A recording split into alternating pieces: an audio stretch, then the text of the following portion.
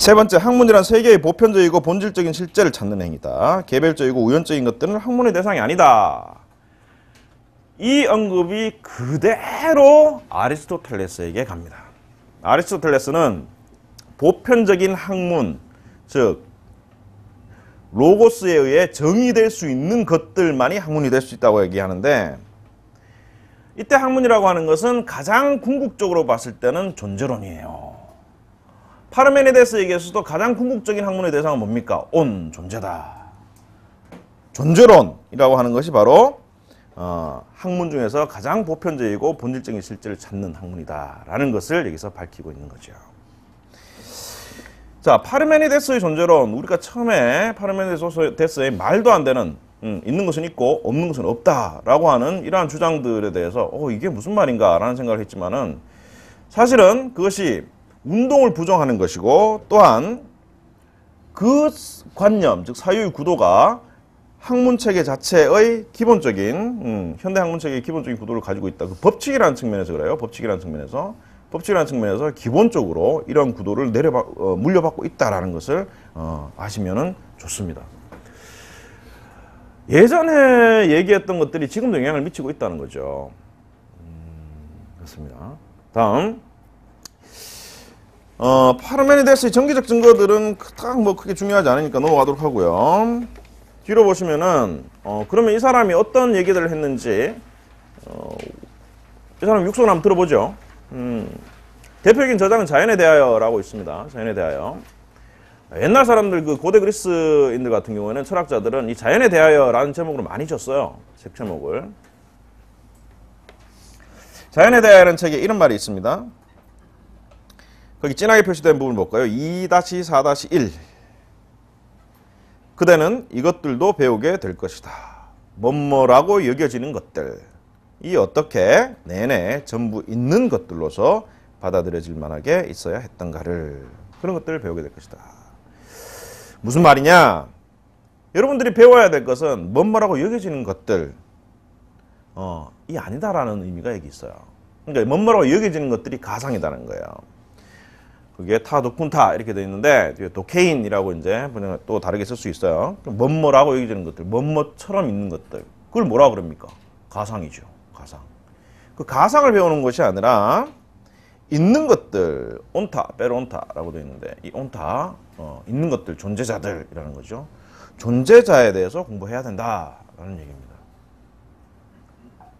이 당시에도 수학이 있었고요. 그리고 또 수에 대한 학문이죠. 대수라고 하는데 그게 있었고, 그리고 또 여러 가지 기술들도 있었어요. 근데 파르메니데스가 중요시했던 학문은 그런 기술들이나 수를 다루는 학문들이 아니고 존재 자체에 대해서 논하는 학문들, 이것이 이제 가장 중요하다라고 했던 것이죠. 예. 그리고 밑에 보시면은 존재에 관한 지식 2-4-2에 그게도 구절이 있습니다. 탐구의 어떤 길들만이 사회를 위해 있는지, 그중 하나는 있다라는 있다라는, 그리고 있지 않을 수 없다라는 길이에요. 똑같은 말이죠. 있다나 있지 않을 수 없다라는 말이에요. 똑같은 말입니다. 그리고 페이토, 이기는 페이토는 설득이에요. 설득이라는 길이며, 다른 하나는 있지 않다라는, 그리고 있지 않을 수밖에 없다라는 길이어서 그 길은 전혀 배움이 없는 길이다. 자, 있지 않다, 없음, 비존재의 길이죠. 이게 굉장히 중요한 언급인데, 이때부터 이분법이 생겨나요. 어떤 이분법인가요? 학문적인 것들, 비학문적인 것들, 그리고 존재하는 것들, 존재하지 않는 비존재에 가까운 것들, 그리고 또한 가치 있는 것들, 여기에 가치론적인 함축이 들어갑니다. 가치 있는 것들, 뭐가 가치 있습니까? 있는 것들이 가치 있다는 거죠. 그리고 없는 것들 또는 없음에 가까운 것들, 하찮은 것들, 사소한 것들은 뭐가 됩니까? 가치 없는 것들이 되는 겁니다. 근데 여기서 여러분들이 주목해야 되는 것들이 있죠. 아까 말씀드렸지만 로고스예요. 중요한 것은 로고스. 가치 있는 것들, 가치 있는 것들, 사유될 수 있는 것들, 그리고 말로 할 수 있는 것들, 이것들을 학문의 대상으로 삼기 시작했다는 겁니다. 그러면 이 로고스라고 하는 것의 의미 중에 하나가 뭡니까? 이성이잖아요. 그죠? reason. 예? 해종. 담배 끊어야 되는데. 이성이에요. 그럼 지금 파르메니데스에서부터 무엇이 중시되고 있냐 하면은 바로 로고스가 중시됩니다. 현대철학, 고대철학 안 배우고 현대철학부터 막 시작하시는 분들, 현대철학자 중에 가장 중요한 사람이 있어요. 두 명의 D라고 하는 두 명의 D. 들레즈하고 누굽니까? D로 시작되는 데리다. 예, 데리다. 데리다가 서양 철학을 뭐라고 얘기하죠? 이게 또 세미나 하셔야 되겠는데. 예, 재밌는데. 데리다. 세미나 이런 거 하시면 재밌는데. 고대 철학 이거 뭐야? 개념서 딱 하시고요. 이거 키워드 10개 딱 배우시고 그리고 나서 현대 철학 책들을 딱 보세요. 그럼 뭐가 뭔가 이해가 많이 되는데. 데리다가 뭐라 그러냐면 로고스 중심주의라 그래요. 로고스 중심주의. 예. 그리고 또 대체로 이제 근대 철학을 비판하는 사람들이 이제 로고스 중심주의다. 근대 철학이. 그럼 뭘 중심주의라는 말인가? 이성 중심주의라는 뜻이죠. 예. 근데 이 이성 중심주의라는 게 근대 철학에서부터 있었던 것은 아니라는 것을 이제 알 수 있죠. 사실은 그 맹아, 단초라고 하는 것은 아주 오래된 고대 철학에서부터 시작됐다라고 하는 겁니다. 예. 로고스란 말 여기서부터 중요해진다는 것을 알 수 있죠. 그리고 이제 2-4-4에 보면은 거기에 말해질 수 있는 것들 이런 것들이 중요하다라고 써놨습니다. 그래서 자연에 대하여라는 책에 보면은 일단은 진리라고 하는 것은 존재라고 하는 건 진리고 그 존재라고 하는 것은 무엇만이 알 수 있다는 겁니까? 로고스, 이성만이 알 수 있다는 거예요. 그 외의 것들은 전부 다 뭐다? 가치 없는 거야. 이건 다 쳐내야 되는 거야. 이렇게 파르메니데스는 보고 있어요. 그 쳐내야 되는 것들 중에 하나가 뭐겠습니까? 아주 우리가 지금 생각하기에는 가치 있는 것들이에요. 사랑, 정의, 이런 정념들 있죠. 그리고 또 동정, 공감, 이와 같은 감정들 이런 것들도 사실은 쳐내야 되는 것들 중에 하나가 됩니다. 네, 그 외에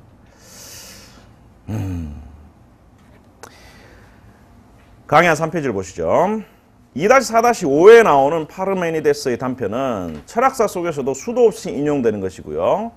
소크라테스 이전 철학자들을 연구하는 연구자들에 의해서도 가장 중요한 단편이라고 알려져 있는 것들입니다. 한번 보도록 하죠. 길에 관한 이야기가 아직 하나 더 남아있다. 시예요, 시. 파르메니데스는 이제 시로 썼거든요. 예전에는 이제 시인, 철학자 구분이 안 됐으니까. 있다라는 이 길에 아주 많은 표지들이 있다 합니다. 어떤 길이 하나 있다는 거예요. 거기에 많은 표지들이 있다는 거예요. 표지 세마타라고 하는데 요거에 좀 집중을 해보죠. 표지들. 있는 것은 생성되지 않고 소멸되지 않으며 온전한 한 종류의 것이고 흔들림이 없으며 완결된 것이라는 것. 뭐가 그렇다는 거죠? 존재, 일자가 이렇다는 거예요.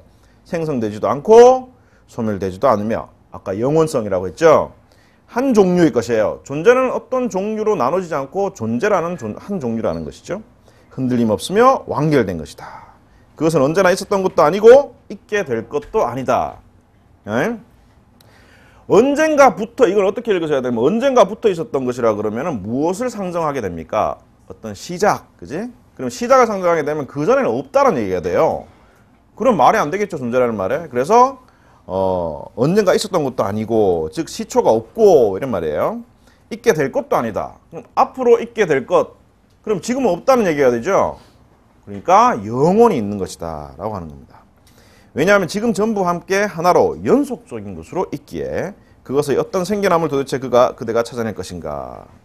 그대는 이 존재라고 하는 것의 생성이라는 것을 찾아낼 수가 없다라는 겁니다. 연속적으로 있다는 것도 굉장히 중요해요. 연속성. 자, 지금 존재의 특성에 대해 속성에 대해서 몇 가지 얘기했습니다. 연속성, 영원성, 완전성, 완결된 것 이런 것들을 얘기하는 거죠.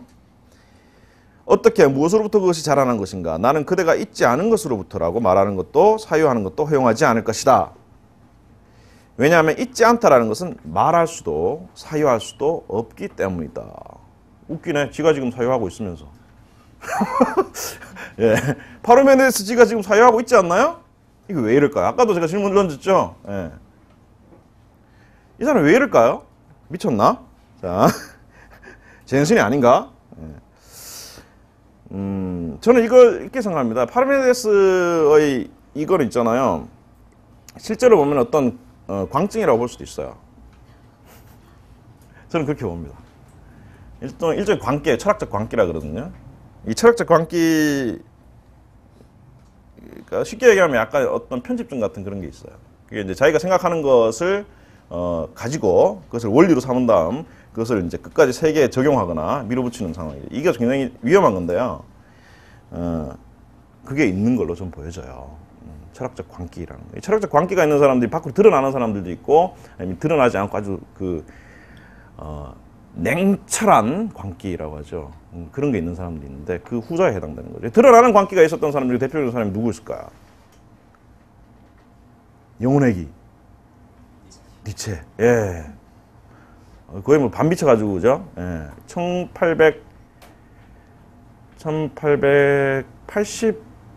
1881년인가에 발병해서 1890년대 10년 동안 이렇게 미쳐 있었죠. 예. 철학을 하면 그렇게 미쳐야 되는가 봅니다. 좀 그러기 싫은데. 예. 여기서 보면은 그래서 있지 않다는 것은 말할 수도 없고 사유할 수도 없기 때문이다. 그리고 어떤 필요가 먼저보다는 오히려 나중에 그것이 아무것도 아닌 것이 시작해서 자라도록 강조했겠는가. 따라 전적으로 있거나 아니면 전적으로 없어야 한다. 이게 이제 양도론법이라고 하는데요. 있거나 없거나 둘 중에 하나인데 그러면 파르메니데스 입장에서 없는 것을 택하겠나요? 아니죠. 있는 것을 택하겠죠. 예, 그렇습니다. 그래서 이 단편에서 보면은 파르메니데스가 과연 있음이라는 것을 가장 중요하게 생각하고 없음이라는 것을 배제했는데 여기서 잠깐 한번 생각해 보죠. 파르메니데스가 없다라고 봤던 것들은 사실은 어떤 것들이었냐면은 바로 이 로고스 사유되지 않는 것들 또는 사유로부터 거리가 먼 것들이에요. 이 로고스는 또 어떤 뜻이 있냐면은 법이라는 뜻이 있어요. 법. 네. 로우인데 자연 법칙과 가깝고 아니면 도덕 법칙과 가까운 거죠. 불교에서도 법, 다르마라는 말 쓰는데 그게 아니고요. 그때는 이제 자연 법칙, 법. 근데 법칙이라고 하는 거네. 법칙이라고 하는 것은 어떤 거냐면은 세계에 대해서 드러내 주는 거예요. 우주의 법칙, 인생의 법칙, 그죠? 처세의 법칙, 삶의 법칙, 법. 이게 드러나는 거죠. 드러나는 것이니까 눈에 보이니까 가시적인 것이죠. 그리고 또한 이것은 분명한 거예요. 분명하게 드러나는 거죠. 분명하게 드러나는 것, 이거를 뭐라고 하냐면은 바로 드러나는 것. 머릿속에 뭐 될 수 있는 것이냐면 사실은 표상될 수 있는 겁니다. 머릿속에 분명하게 떠오르는 겁니다. 데카르트는 이걸 뭐라고 얘기할까요? 근대적으로 다시 한번 넣어볼 거예요. 데카르트는 이것을 명석판명한이라고 얘기합니다. 명석판 많이 들어보셨죠? 고등학교 1 시간에 나오는데 명석판명하게 머릿속에 떠오를 수 있는 거 이거 표상이에요. 흐리멍텅한 거, 에? 이거 아닌 거죠. 근데 그게 배제돼요. 수학의 법칙들, 수학 공식들, 예. 우리 모두 주입식 교육을 받은 사람들이잖아요. 그죠? 주입식 교육을 받은 사람들 머릿속에 수학 그러면 공식부터 먼저 떠오르죠. 공식, 근의 공식 이런 거 외우시나요? 근의 공식?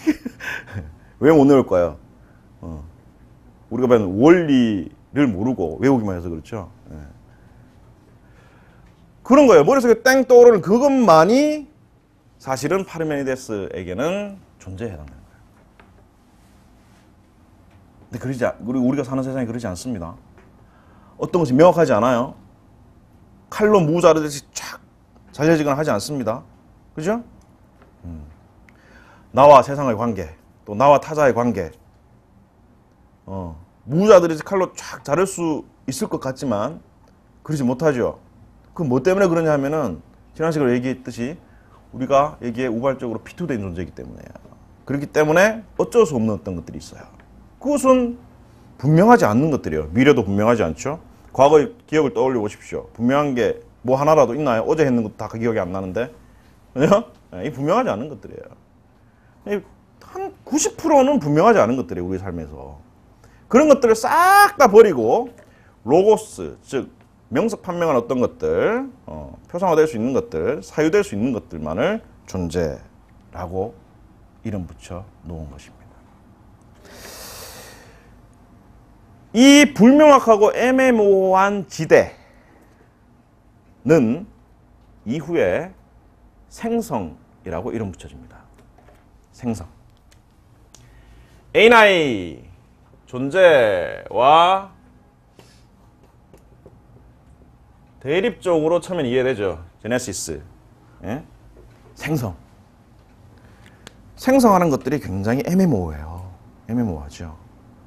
지금 당장이라도 지금 움직이는 것들을 말로 하려고 해보세요. 말로 할 수 없습니다.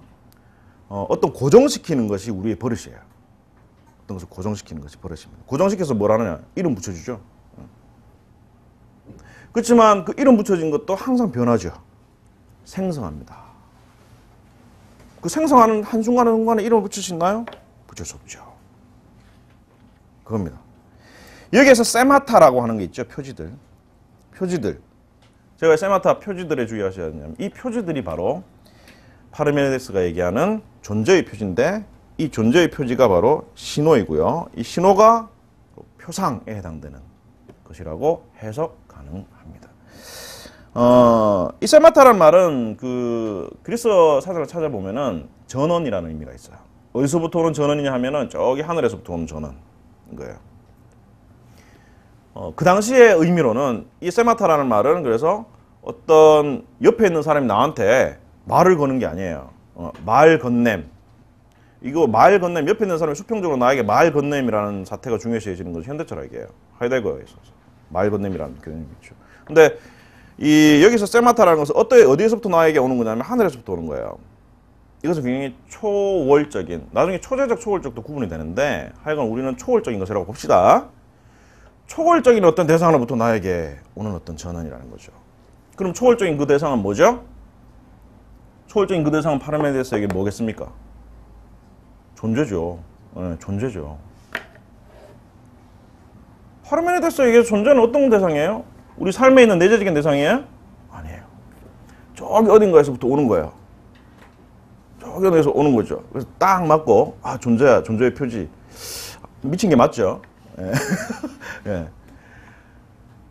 그래서 그 존재의 표지를 알아본다라는 거예요. 알아본다. 누가?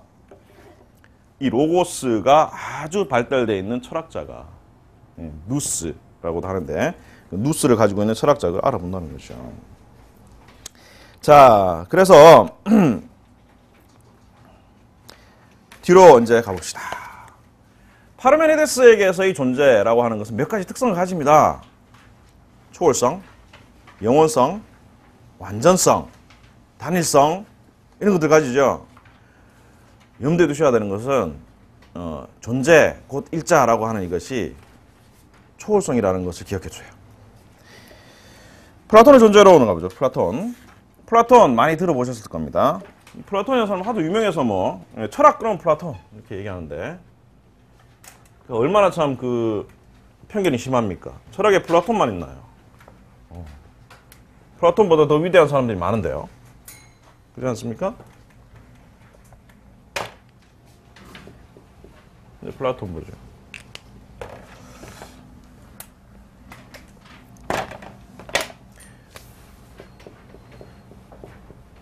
플레이터, 영어는 플레이터, 히라보로 플라톤.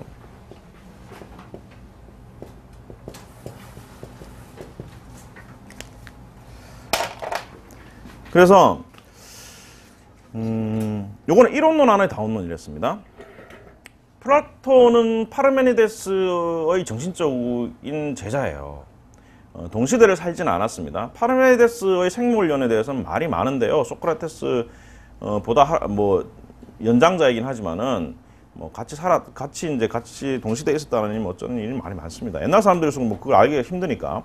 근데 확실한 것은 플라톤은 그 이후의 사람이고요. 플라톤도 무엇을 찾아다녔냐면은 이 원리, 아르케를 찾으려고 했어요. 근데 이제 옛날에 자연철학자들이 가지고 있던 그 생각들하고는 좀 다르게 본 거죠. 무엇을 찾으려고 했냐면은 파르메니데스의 사유구도를 그대로 이어받아요. 그런 잡다구리한 물불 뭐 공기니 이게 아니고 하나의 원리를 찾으려고 했어요. 하나의 원리. 그러다 보니 파르메니데스의 의견을 전폭적으로 수용하게 됩니다. 전폭적으로. 이게 바로 이론론이에요. 이론론. 근데 플라톤에게서의 이론론은 그 안에 다자를 품고 있어요. 다원론. 왜 그러냐면은 그게 3-1을 봅니다. 플라톤은 파르메니데스의 철학을 바탕으로 감각적인 것과 진료적 차원, 외관의 차원과 실제의 차원을 가릅니다. 네, 갈라요. 영원한 실제와 생성하는 외관이 날카롭게 구분되는 겁니다. 이거 파르메니데스예요. 아까 얘기했죠. 외관은 가상일 뿐이다 얘기했습니다. 파르메니데스를 그대로 이어받는 겁니다. 영원한 실제, 이게 존재.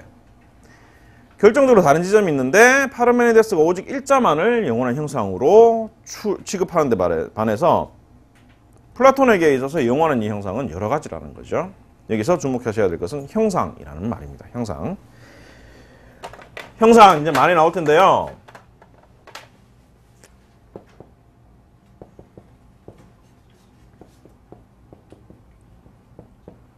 자, 많이 들어보셨죠? 이데아.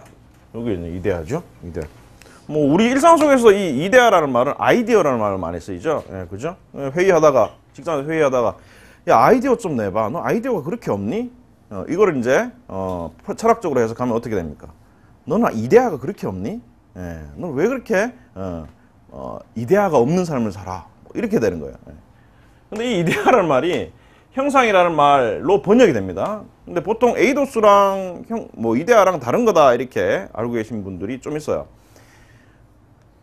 플라톤에게서는 같아요. 플라톤에게서는 같습니다. 뒤에 이제 보게 될 아리스토텔레스에게 있어서는 살짝 달라지는 면이 있어요. 왜냐하면 플라톤에게 아리스토텔레스 같은 경우는 자기 스승을 이론적으로는 철학적으로는 조금 비판하거든요. 그래서 자기만의 형상론, 즉 에이도스를 특화시켜서 에이도스란 말을 많이 쓰면서 자기 이론에 적용을 해요. 그래서 이데아라는 말은 자기 스승인 플라톤에게 던져주죠. 근데 플라톤에게서는 에이도스라는 말과 이데아라는 말이 거의 똑같이 쓰입니다. 그렇게 하시면 돼요. 그래서 형상이라는 말이 중요한데 이 형상은 일종의 세계를 설명해 줄 수 있는 틀이라고 보시면 돼요. 틀. 그럼 아까 얘기했던 법이라는 것도 그 틀이 되겠죠. 또 현대적으로 얘기해서는 자연 법칙 했을 때 그것도 다 틀이 되겠죠. 예. 그리고 인생의 법칙에도 그것도 틀이 됩니다. 그런 틀을 형상이라고 할 수 있는데 거기에 보시면은 결정도 다른 지점이 있는데 그게 형상의 속성이 영원성, 부동성이라는 것은 동일해요. 근데 이 형상들이 여러 가지가 있다라는 거예요. 여러 가지가 있다. 파르메니데스에게 있어서의 형상은 존재고 일자지만 그리고 하나밖에 없지만 플라톤에게 있어서는 그것이 여러 개다. 이게 왜 이럴까요?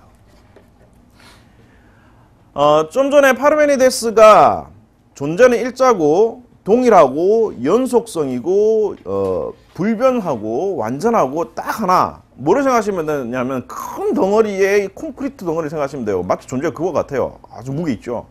그게 세상에 떵하니 있는 거야. 근데 플라톤은 그러면 그 안에서 뭐 운동이 없죠. 근데 플라톤은 그게 아닌 거죠. 세상을 봤더니 뭔가가 움직이고 있는 것들이 있고, 그죠? 그건 분명히 존재하는데 왜 파르메니데스는 이거를 부정할까? 라는 생각에 착안을 해서 그렇다면 존재라고 하는 것이 뭐냐면은 존재라고 하는 것이 하나로 콘크리트 덩어리처럼 하나로 떡하니 있는 것이 아니라 그 콘크리트 덩어리가 이런저런 모양으로 사람의 모양, 동물의 모양, 식물의 모양으로 각각이 있는 것이고 그 안에 존재라고 하는 것이 있는 게 아닌가. 지금 우리가 생각하는 거 비슷해져요. 이제. 그죠? 그렇잖아요. 우리 각자가 존재하는 거죠. 각자라는 말, 이 말도 사실은 개인들, 개별자들 이 말도 현대적인 어법입니다. 예전엔 그렇지 않았습니다. 예전엔 집단으로 다 생각했어요. 덩어리로 생각했죠. 우리도 예전엔 그렇지 않습니까? 봉건시 조선시대 이름 묻습니까? 처음에 어르신들 아주 할아버지들 가면 자네 본관이 뭔가 그죠? 어디 사람인가? 집단으로 물어요. 유럽에도 마찬가지지만 장다르크, 장 드 아크예요. 아크라는 지역의 장이라는 뜻이죠. 예, 지역 이름을 붙이죠. 세르반테스의 돈키호테. 돈키호테 이름 앞에 뭐가 없습니까? 뮤지컬 하잖아요. 재밌는 뮤지컬인데. 라만차 이렇게 하잖아요. 라만차 지역이죠. 다 지역으로 묶어서 얘기해요. 그런 것들이 이제 있었는데 예전에는 다 집합적으로 이제 그렇게 생각을 했던 것들이 흔적이 남아 있는 거예요. 그래서 근데 플라톤에 와서는 그렇게 덩어리져 있는 것들이 아니라 그 안에 개별적인 것들도 이제 보기 시작하는 거죠. 그 안에 또 뭐를 보냐면은 바로 1이 아니라 이 형상이 자, 1, 1, the one 이거 부정하는 거 아니에요? 있는데 그래 좋아 있다 형상 존재 존재 being 있어. 근데 이게 자 이렇게 되는 거야. A에도 있고 B에도 있고 C에도 있고 D에도 있고 무수하게. 이것을 뭐라 그러냐 하면은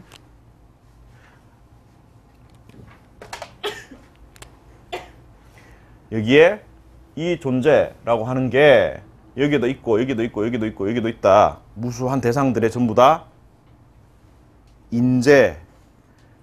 어려운 말이죠. 예. 이렇게 되어 있는 걸 뭐라 그러냐면은 인재해 있다.